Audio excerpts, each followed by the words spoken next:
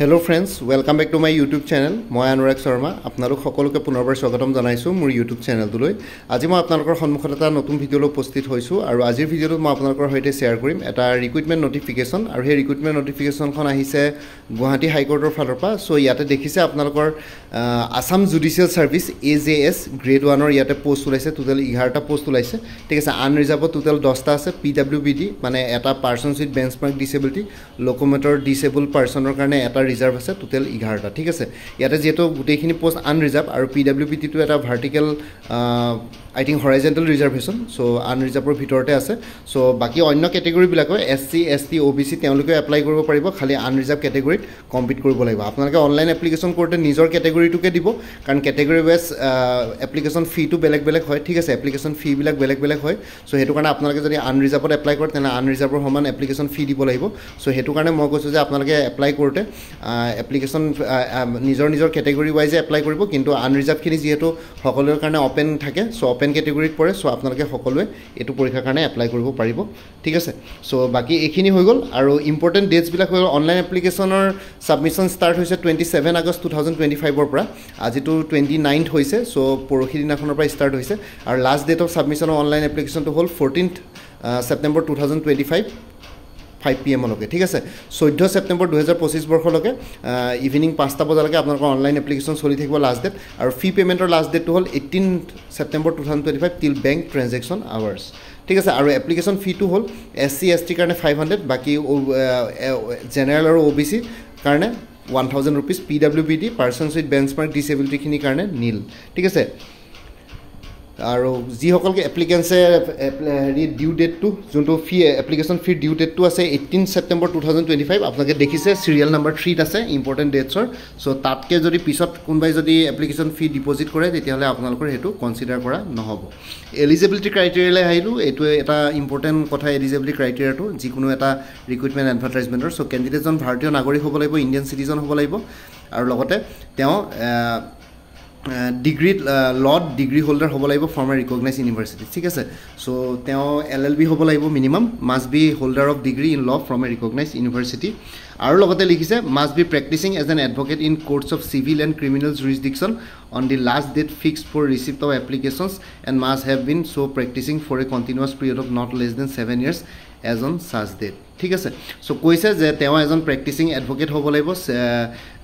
Civil আৰু criminal জুৰিসডিকশন থকা course সমূহত আৰু লগতে তেওঁ এপ্লিকেশনৰ লাষ্ট ডেটলৈকে তেওঁৰ হেৰি প্ৰেক্টিসিং এজন এডভোকেট হ'ব লাগিব আৰু মিনিমাম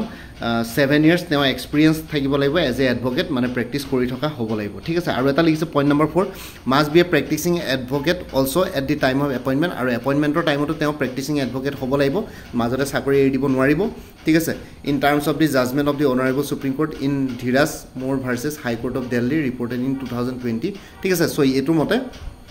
আপোনালোকে প্ৰেক্টিসিং এডভোকেট হ'ব লাগিব এপইন্টমেন্টৰ টাইমলৈকে সো আপোনালোকে তাহে মাজৰ সময়ছোৱাত আপোনালোকে চাকৰি এৰি দিব নোৱাৰিব ইয়াতে হেতুৱে বুজাইছে মই যিমানখিনি বুজি পাইছো বাকি যি সকলে ল বেকগ্ৰাউণ্ডৰ ইয়াতে ক্যান্ডিডেটছ আছে তেওঁলোকে বেছি জানিব এইখিনিৰ ওপৰত বাকি এজ ক্ৰাইটেৰিয়াটো হল আনৰিজাৰ্ভৰ কাৰণে মিনিমাম এজ 35 ইয়াৰ্স আৰু ম্যাক্সিমাম 45 ইয়াৰ্স লৈকে আছে SC ST প্লেইনছ ST হিলছৰ কাৰণে 35 ইয়াৰ্স মিনিমাম আৰু ম্যাক্সিমাম 48 ইয়াৰ্স লৈকে আছে ঠিক আছে upper age limit for persons with disabilities belonging to only locomotor disability will be relaxable by 10 years আৰু কাৰবাৰ যদি PWBD candidates আছে locomotor disability মানে ইয়াতে যেটো অকল locomotor post আছে সো তেওঁলোকৰ কাৰণে 10 years ইয়াতে আছে আৰু বাকি ইয়াতে unreserved আৰু SC ST plains ST hillsৰ কথাই কৈছে OBC ৰ কথা ইয়াতে কোৱা নাই সো হেতু কাৰণে মই ক'ব নোৱাৰো OBC ৰ unreserved নিচিনা হ'ব চাগে মোৰলেস একে হ'ব ঠিক আছে আৰু লগতে লিখিছে বাকি এখিনি অন্য একো নাই Yet like detailed scrutiny of the applications will be made after the declaration of the result of the final written examination. Hence, the candidate of the applicants will be subject to furnishing true and correct information against the fields indicated in the online application form and fulfill of the criteria mentioned in the advertisement. Suppression of any material facts and submission of any false documents will be entirely at the peril of the candidate ঠিক আছে so ইয়াতে application বিলাকৰ scrutiny final ৰিজাল্টৰ ডিক্লেৰেচনৰ পাছত হ'ব এপইন্টমেন্টৰ আগে so হেতু কাৰণে আপোনালোকে যেতিয়া অনলাইন এপ্লিকেশন কৰিব তেতিয়া কাৰেক্ট ইনফৰমেশন দিবলৈ কৈছে ট্ৰু আৰু কাৰেক্ট ইনফৰমেশন দিব কৈছে কেনেবাকে যদি কিবা ফলস ইনফৰমেশন দিয়ে আপোনালোকৰ ক্যান্ডিডেটছৰ কেনসেল হ'ব পৰীক্ষা পাছ কৰাৰ পিছত এপইন্টমেন্ট নাপাব আৰু ডিসকোৱালিফিকেশনৰ এপইন্টমেন্টৰ ক্ষেত্ৰত কি ক্ষেত্ৰত ডিসকোৱালিফাই কৰিব ইণ্ডিয়াৰ যদি নো person shall be eligible for appointment to the surface unless he is a citizen of India যদি ভাৰতীয় নাগৰিক নহয় তেতিয়াহ'লে আপোনালোকে এপইণ্টমেণ্ট নাপাব আৰু যদি কেনেবাকৈ যদি হাইকোৰ্ট বা গভৰ্ণমেণ্ট অৰ ষ্টেটুটৰী বা লোকেল অথৰিটিৰ কোনোবা যিকোনো ছাৰ্ভিচৰ পৰা আপোনালোকে যদি ডিছমিছ হৈছে তেতিয়াহ'লে আপোনালোকে ডিছকুৱালিফাইড হ'ব আৰু যদি কিবা যদি অফেন্সত কনভিক্ট হৈছে ঠিক আছে Morrell torpedoed or he or who is or has been primarily debarred or disqualified by the High Court or the Union Public Service Commission or any state public service commission from appearing for examination or selections conducted by it. আৰু কেনেবাকৈ যদি আপোনালোকে আগতে যদি কোনোবা পৰীক্ষাত যিকোনো হাই কোৰ্টৰ পৰীক্ষাত বা নহয় বা UPSC নহয় বা APSCৰ পৰীক্ষাত যদি আপোনালোকে ডিছকুৱালিফাইড হৈছে তেতিয়াহ'লে আপোনালোকে এপ্লাই কৰিব নোৱাৰিব ঠিক আছে if he directly or indirectly influenced the recruiting authority by any means for his candidature আৰু কেনেবাকৈ যদি আপোনালোকে কৰবাত যদি ৰিক্ৰুটিং অথৰিটিৰ লগত কিবা কথা পাতি পেলাই যদি কেছপুৰ জব স্কেমৰ ফালে গৈছে তেতিয়াহ'লে আপোনালোকে ডিছকুৱালিফাই হৈ যাব if he is a man has more than one wife living and if a wife has married a man having another wife living ঠিক আছে আৰু লগতে তেওঁ এগৰাকী পত্নীতকৈ বেছি পত্নী থকা হ'ব নালাগিব তেনেকুৱা ধৰণৰ কথা কিছুমান ইয়াতে কৈছে সিলেকশ্যন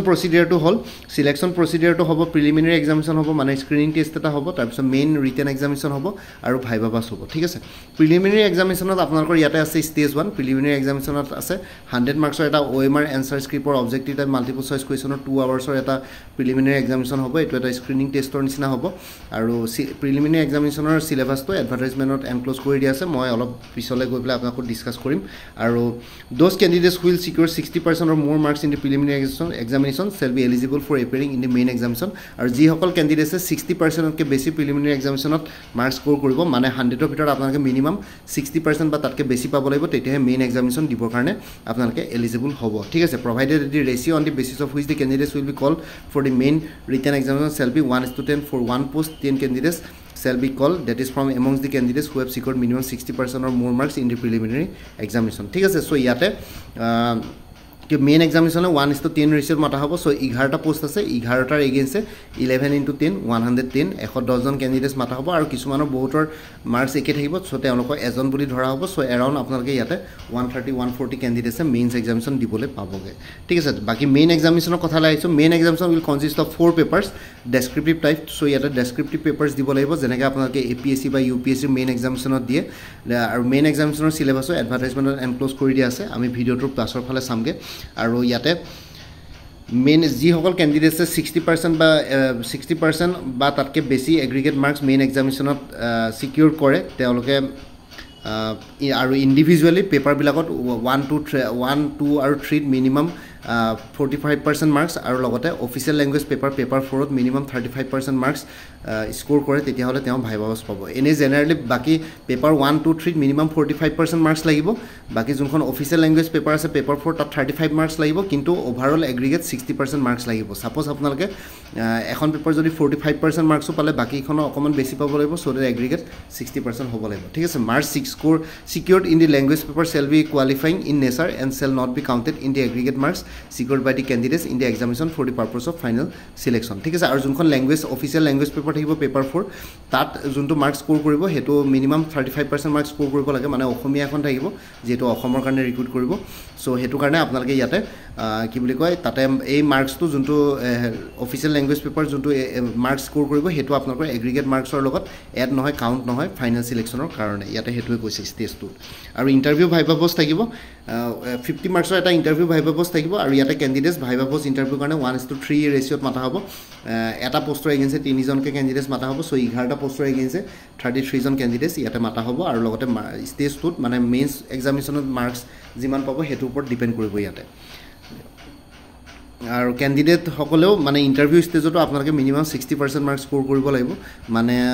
ইয়াতে 50 ভিতৰত আপোনালোকে মিনিমাম 30 মাৰ্কছ স্ক'ৰ কৰিব লাগিব তেতিয়াহে আপোনালোকক ইয়াতে কেণ্ডিডেটছৰ একচেপ্ট কৰিব selection of candidates shell be made on the basis of marks obtain in the main examination and viva post ঠিক আছে আপোনালোকৰ চিলেকশ্যন কৰিব প্ৰচিডিউৰটো হৈ গ'ল main examination plus viva post দুটা মাৰ্কছ এড কৰি পেলাই ফাইনেল চিলেকশ্যন হ'ব বাকী লগতে কোৱালিফাইং মাৰ্কছকেইটা আপোনালোকে এপ্লাই কৰিব লাগিব বাকী এপ্লাই কৰিবৰ কাৰণে আপোনালোকে অনলাইন এপ্লিকেশ্যনত যাব পাৰে আছাম জুডিচিয়েল ছাৰ্ভিচ মই এই ভিডিঅ'টোৰ ডেছক্ৰিপশ্যনত লিংকটো দি দিম বাৰু অনলাইন এপ্লিকেশ্যনত তাতে গৈ পেলাই আপোনালোকে চাই ল'ব পাৰিব গোটেইখিনি কি ডকুমেণ্টছ লাগিব কি নাই সেইখিনি ইয়াতে লিখা আছে বেলেগ আৰু অন্য একো ইমান ক'বলগীয়া নাই আপোনালোকে ইনষ্ট্ৰাকশ্যন তাতে পাই যাব অনলাইন এপ্লিকেশ্যন কৰোঁতে মই এইখিনি বেছি এক্সপ্লেইন নকৰোঁ ইমান বহুত বেছি একো টান কথা নহয় বাকী প্ৰিলিমিনাৰী এক্সামিনেশ্যনৰ যোনটো চিলেবাছ আছে তাতে থাকিব অবজেক্টিভ কুৱেশ্যনছ থাকিব 100 মাৰ্কছৰ out of which 90 marks will cover general knowledge aptitude English constitution of India code of civil procedure code of criminal procedure ভাৰতীয় নাগৰিক সুৰক্ষা সংহিতা ইণ্ডিয়ান পেনেল কোড ভাৰতীয় ন্যায় সংহিতা তাৰপিছত transfer property act Indian evidence act ভাৰতীয় সাক্ষ্য অধিনিয়ম limitation act legal theories of jurisprudence Arbitration and Conciliation Act, Indian Contract Act, Family Act, Specific Relief Act, Motor Vehicle Act, Industrial and Labor Act, Land Acquisition Act, Law Relating to Trust, Indian Registration Act, Court Fees Act, and remaining 10 marks to test the proficiency of the official language of the state of Assam. ঠিক আছে এইখিনি preliminary examination লাগিব ইয়াতে যোনখিনি general knowledge aptitude English আৰু constitution of ইণ্ডিয়াৰ কথা কৈছে এইখিনি বস্তু মেটেৰিয়েলছ মোৰ তাত এভেইলেবল আছে আপুনি যিকোনো কম্পিটিটিভ এক্সামৰ কাৰণে এইখিনি মেটেৰিয়েলছ দৰকাৰ পৰে আপোনালোকে যদি ল'ব বিচাৰে ল'ব পাৰিব PDF ফৰ্মেটত এইখিনি বস্তু এভেইলেবল আছে কোনোবা যদি ইণ্টাৰেষ্টেড আছে মোৰ এটা হোৱাটছএপ নাম্বাৰ আছে 9706557851 সেইটো হোৱাটছএপ নাম্বাৰত মেছেজ কৰি আপোনালোকে এইখিনি বস্তু ল'ব পাৰিব বাকি কোড অফ চিভিল প্ৰচিডিউৰ পৰা যোনখিনি আপোনালোকৰ ল ৰিলেটেড কথা আছে সেইখিনি বস্তু মোৰ তাত নাপাব বাৰু আপোনালোকে যেহেতু প্ৰেক্টিচিং এডভোকেট হয় এইখিনি বস্তু আপোনালোকে নিজে গম পাব আপোনাৰ পাৰ্চন মেটেৰিয়েলছ থাকিব লাগে আৰু মেইন এক্সামিনেশ্যনটো হৈ গ'ল পেপাৰ 1 2 আৱাৰ্ছৰ এখন থাকিব 100 মাৰ্কছৰ জেনেৰেল নলেজ তাত থাকিব এপ্টিটিউড থাকিব ইণ্টেলিজেন্স থাকিব টেষ্ট অফ কম্প্ৰিহেনশ্যন থাকিব expression of law and general English including essay writing on legal topic and information technology এইখিনি বস্তু থাকিব ঠিক আছে আৰু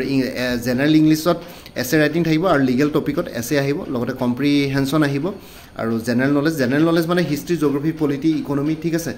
কাৰেণ্ট এফেয়াৰ্ছ সেই গোটেইবিলাক থাকে জেনেৰেল নলেজত আৰু জেনেৰেল নলেজ বুলি ক'লে অভাৰ গোটেইবিলাক থাকে ছায়েন্স এণ্ড টেকনলজি ঠিক আছে সেই গোটেইবিলাক বস্তু থাকে আৰু পেপাৰ 2 থাকিব পেপাৰ 2 100 মাৰ্কছৰ থাকিব 2 আৱাৰ্ছৰ ইয়াতে থাকিব objective questions and problems of law as regard the transfer property act civil procedure act code of criminal procedure Bharatiya Suraksha সংহিতা ইণ্ডিয়ান এভিডেন্স এক্ট ভাৰতীয় সাক্ষ্য অধিনিয়ম তাৰপিছত ইণ্ডিয়ান পেনেল কোড ভাৰতীয় ন্যায় সংহিতা আৰু লিমিটেশ্যন এক্ট সেইখিনি বস্তু থাকিব যোনখিনি প্ৰিলিমিনাৰী এক্সামিনেশ্যনৰ চিলেবাছ আছে তেনেকুৱাই থাকিব খালি ইয়াতে আপোনালোকে ডেছক্ৰিপটিভ ৱেট লিখিব লাগিব মানে আপোনালোকে MCQs নাপাব আপোনালোকে লিখিব লাগিব পেপাৰ 3 আছে 100 মাৰ্কছৰ 2 আৱাৰ্ছ জাজমেণ্ট ৰাইটিং আহিব paper book will be supplied আৰু লগতে legal theories on jurisprudence provision of constitution of India so সেইখিনি বস্তু ইয়াতে আহিব ইণ্ডিয়ান কনষ্টিটিউশ্যন বা ইণ্ডিয়ান পলিটিখিনি আপোনালোকে ভালকৈ চাব লাগিব পেপাৰ 4 50 মাৰ্কছ থাকিব 1 আৱাৰৰ টেষ্ট হ'ব official language of the state of Assam মানে অসমীয়াত ইয়াতে আপোনালোকে পৰীক্ষা দিব লাগিব আপোনালোকে অসমীয়া ছাবজেক্টটোত ইয়াতে 50 মাৰ্কছৰ পৰীক্ষা দিব লাগিব ইয়াতে কোৱালিফাইং মাৰ্ক 35% থাকিব মানে 35 মাৰ্কছ আপোনালোকে পাব লাগিব the candidate is expected to refer to the relevant decisions of the apex court and the high court while writing answers in paper 2 and 3 ঠিক আছে আৰু কেণ্ডিডেটসকলে ইয়াতে ৰিলেভেণ্ট ডিচিশ্যন এপেক্স কোৰ্ট আৰু হাই কোৰ্টৰ ইয়াতে ৰেফাৰ কৰিব লাগিব যেতিয়া আপোনালোকে এনচাৰ্ছ লিখিব পেপাৰ 2 আৰু পেপাৰ 3 ইণ্টাৰভিউটো 50 মাৰ্কছৰ হ'ব চ' এইখনে আছিলে এডভাৰটাইজমেণ্টখন মই গোটেইখিনি বস্তু বুজাই দিলোঁ বাকী আপোনালোকে যদি প্ৰিলিমিনাৰী এক্সামিনেশ্যনৰ আপোনালোকক যদি 90 মাৰ্কছৰ যিহেতু general knowledge aptitude English constitution of India সেইবিলাক বস্তু আহিব চ' সেইটো কাৰণে আপোনালোকে এইখিনি মোৰ পৰা ল'ব পাৰিব মোৰ তাত মেটেৰিয়েলছ আছে চ' যোগাযোগ কৰিব পাৰিব মই মোৰ হোৱাটছএপ নাম্বাৰটো মই ভিডিঅ' ডেছক্ৰিপশ্যনত আৰু কমেণ্ট ছেকশ্যনত পিন কৰি দিম বাৰু চ' আৰু যদি সৰি কোনোবা যদি এলিজিবল বা ইণ্টাৰেষ্টেড কেণ্ডিডেটছ আছে আপোনালোকে এপ্লাই কৰিব পাৰিব ঠিক আছে এইখিনি জনাবৰ কাৰণে ভিডিঅ'টো বনালোঁ বাকী আপোনালোকে যদি যিকোনো পৰীক্ষাৰ কাৰণে কম্পিটিটিভ এক্সামৰ কাৰণে প্ৰিপেৰেশ্যন কৰি আছে তেনেহ'লে গুৱাহাটী হাইকোৰ্টৰ জুনিয়ৰ এডমিনিষ্ট্ৰেটিভ এছিষ্টেণ্টৰ এটা ফুল কোৰ্চ এভেইলেবল আছে 375ত আপোনালোকে এই কোৰ্চটো ল'লেও মানে আছাম জুডিচিয়েল ছাৰ্ভিচ গ্ৰেড 1 যোনটো এই মাত্ৰ এডভাৰটাইজমেণ্টৰ কথা ক'লোঁ তাৰে জেনেৰেল নলেজ ইংলিছ ঠিক আছে এপ্টিটিউড মেথছ সেইখিনি বস্তু ইয়াতে কভাৰ হৈ যাব কোনোবা যদি ইণ্টাৰেষ্টেড আছে এইটো নম্বৰ হোৱাটছএপ কৰিব পাৰে 9706557851 আৰু কোনোবাই যদি মেথছ এপ্টিটিউড আৰু নিউমেৰিকেলছ বেলেগকৈ ল'ব বিচাৰে এক্সাম অৰিয়েণ্টেড ষ্টেপ বাই ষ্টেপ এক্সপ্লেনেশ্যন ফৰ্মুলা আছে 99 ৰুপিছত এভেইলেবল আছে কোনোবা যদি ইণ্টাৰেষ্টেড আছে এইটো নম্বৰ হোৱাটছএপ কৰিব পাৰে 9706557851 APC ফৰেষ্ট ৰেঞ্জাৰ বা ছইল কনজাৰ্ভেশ্যন ৰেঞ্জাৰৰ এটা ফুল কোৰ্চ এভেইলেবল আছে ইংলিছ আৰু জেনেৰেল নলেজৰ ওপৰত 349ত এইটো নম্বৰ হোৱাটছএপ কৰিব পাৰে 9706557851 আছাম কম্পিটিটিভ এক্সাম মানে অসমৰ যিকোনো কম্পিটিটিভ এক্সামৰ কাৰণে ADRE হওক DSS DME ঠিক আছে গুৱাহাটী হাইকোৰ্ট APSC ডিপাৰ্টমেণ্টেল এক্সামবিলাকেই নহওক কিয় আছাম পুলিচ সেইখিনিৰ কাৰণে এটা ফুল কোৰ্চ এভেইলেবল আছে 400ত এইটো নম্বৰ হোৱাটছএপ কৰিব পাৰে 9706557851 আৰু কোনোবাই যদি কাৰেণ্ট এফেয়াৰ্ছ ল'ম বুলি বিচাৰিছে তেতিয়াহ'লে 2024-25 কাৰেণ্ট এফেয়াৰ্ছ এভেইলেবল আছে 99 ৰুপিছত এইটো নম্বৰ হোৱাটছএপ কৰিব পাৰে 9706557851 আৰু লগতে কোনোবাই যদি কোৰ্স বেলেগকৈ লৈছে তেতিয়া কাৰেণ্ট এফেয়াৰ্ছ ইনক্লুডেড থাকিব কিন্তু যদি কাৰেণ্ট এফেয়াৰ্ছ বেলেগকৈ ল'ব বিচাৰে তেনেহ'লে যোগাযোগ কৰিব পাৰে এইটো নম্বৰ হোৱাটছএপত মান্থলি বেচিছত আছে আৰু কাৰেণ্ট এফেয়াৰ্ছ আপোনালোকে মোৰ পৰা কোৰ্ছ ল'লে লাইফ টাইম পাই থাকিব তাৰ কাৰণে কোনো ফাৰ্ডাৰ পে'মেণ্ট কৰিব নালাগে প্ৰত্যেক মাহে মাহে আপোনালোকে কাৰেণ্ট এফেয়াৰ্ছখিনি পাই থাকিব APSC জুনিয়ৰ ডেভেলপমেণ্ট অফিচৰ এটা ফুল কোৰ্ছ এভেইলেবল আছে 299ত এইটো নম্বৰ হোৱাটছএপ কৰিব পাৰে 9706557851 ADRE 3.0 এটা ফুল কোৰ্ছ এভেইলেবল আছে 300ত এইটো নম্বৰ হোৱাটছএপ কৰিব পাৰে 9706557851 APSC ইনস্পেক্টৰ অফ ষ্টেটিষ্টিক্সৰ এটা ফুল কোৰ্ছ এভেইলেবল আছে পেপাৰ অন ইংলিছ পেপাৰটো কাৰেণ্ট এফেয়াৰ্ছ মেথমেটিক্স ৰিজনিং 150 ৰুপিছত এইটো নম্বৰ হোৱাটছএপ কৰিব পাৰে 9706557851 APSC inspector of legal metrology এটা ফুল কোৰ্ছ এভেইলেবল আছে জেনেৰেল ষ্টাডিজৰ ওপৰত 249ত এইটো নম্বৰ হোৱাটছএপ কৰিব পাৰে 9706557851 আসাম এগ্ৰিকালচাৰ ইউনিভাৰ্চিটিৰ এটা ফুল কোৰ্ছ এভেইলেবল আছে 299ত এইটো নম্বৰ হোৱাটছএপ কৰিব পাৰে 9706557851 APSC জুনিয়ৰ ইঞ্জিনিয়াৰ ফুল কোৰ্ছ এভেইলেবল আছে জেনেৰেল ষ্টাডিজৰ ইংলিছ গ্ৰামাৰৰ ওপৰত 249ত এইটো নম্বৰ হোৱাটছএপ কৰিব পাৰে 9706557851 আৰু আপোনালোকে মোৰ পৰা কোৰ্ছ ল'লে কাৰেণ্ট এফেয়াৰ্ছবিলাক লাইফ টাইম পাই থাকিব তাৰ কাৰণে কোনো ফাৰ্ডাৰ পে'মেণ্ট কৰিব নালাগে প্ৰত্যেক মাহৰ বিগিনিঙতে বা ষ্টাৰ্টিঙতে এটা ৰিমাইণ্ডাৰ মেছেজ দিলে হ'ল যে প্ৰিভিয়াছ মান্থ বা লাষ্ট মান্থৰ কাৰেণ্ট এফেয়াৰ্ছ লাগে মই লগে লগে শ্বেয়াৰ কৰি দিম কোনোবা যদি ইণ্টাৰেষ্টেড কেণ্ডিডেটছ আছে এইটো নম্বৰ হোৱাটছএপ কৰিব পাৰে 9706557851 আপোনালোকক কোনটো কোৰ্ছ লাগে কোৰ্ছৰ কণ্টেণ্টছখিনি শ্বেয়াৰ কৰিম লগতে পে'মেণ্টৰ লিংক দি দিম পে'মেণ্ট কৰাৰ লগে লগে গোটেই কোৰ্ছটো নিজৰ হোৱাটছএপত PDF ফৰ্মেটত পাই যাব আৰু কোনোবাই যদি আগতে মোৰ পৰা কিবা কোৰ্ছ লৈ উঠিছিলে এবাৰ জনাই দিব তেতিয়া আগৰ মেটেৰিয়েলছখিনি বাদ দি যোনখিনি নতুন মেটেৰিয়েলছ লাগিব সেইখিনি ল'লে হ'ল তেতিয়া প্ৰাইচটো অলপ কমি যাব আৰু ইয়াতে যোনটো হোৱাটছএপ নাম্বাৰ দি আছে এইটো অনুগ্ৰহ কৰি কল নকৰিব এইটো জাষ্ট হোৱাটছএপ মেছেজৰ কাৰণে এভেইলেবল কলৰ কাৰণে এভেইলেবল নহয় বাকী ভিডিঅ' ডেছক্ৰিপশ্যন আৰু কমেণ্ট ছেকশ্যন চেক কৰক তাতে কোৰ্ছখিনিৰ কথা আৰু এবাৰ উল্লেখ কৰি দিয়া আছে আৰু লগতে মোৰ আৰু এটা চেনেল আছে অসম আইকিউ বুলি সেই চেনেলটোৰ লিংকটো এই ভিডিঅ'টোৰ ডেছক্ৰিপশ্যনত শ্বেয়াৰ কৰিছোঁ আপোনালোকে সেইটো চেনেলত ছাবস্ক্ৰাইব কৰিব পাৰিব চলে ভৱিষ্যতলৈ এনেকুৱা ধৰণৰ কম্পিটিটিভ এক্সামছবিলাক দিয়াৰ ক্ষেত্ৰত আৰু অলপ এক্সট্ৰা গাইডেঞ্চ পাই যায় বাকী মোৰ ভিডিঅ'ছবোৰ চাই যদি ভাল পায় মোৰ চেনেলটো ছাবস্ক্ৰাইব কৰি ল'ব আৰু লগতে আপোনালোকৰ যিমানখিনি ফেমিলি ফ্ৰেণ্ডছ ৰিলেটিভছ আৰু চিনাকি এক্সপিৰিয়েঞ্চ আছে তেওঁলোকৰ লগত মোৰ চেনেলটো শ্বেয়াৰ কৰিব লগতে কমেণ্ট ছেকশ্যনত জনাব কিবা যদি কুৱেশ্যন থাকে ডাউট থাকে মই নিশ্চয় আপোনালোকৰ কুৱেশ্যনছ আৰু ডাউটছবিলাকৰ ৰিপ্লাই দিবলৈ চেষ্টা কৰিম বাকী আজিৰ ভিডিঅ'টো ইমানতে সমাপ্ত কৰি আপোনালোক সকলোৰে পৰা বিদায় ল'লোঁ কাইলৈ পুনৰ এটা নতুন ভিডিঅ'লৈ আপোনালোকৰ সন্মুখত উপস্থিত হ'ম তেতিয়ালৈকে ভালকৈ প্ৰিপেৰেশ্যন কৰি থাকক সকলোৱে অল দি বেষ্ট থাকিলে bye and take care friends Bharat Mata কি জয় জয় আই অসম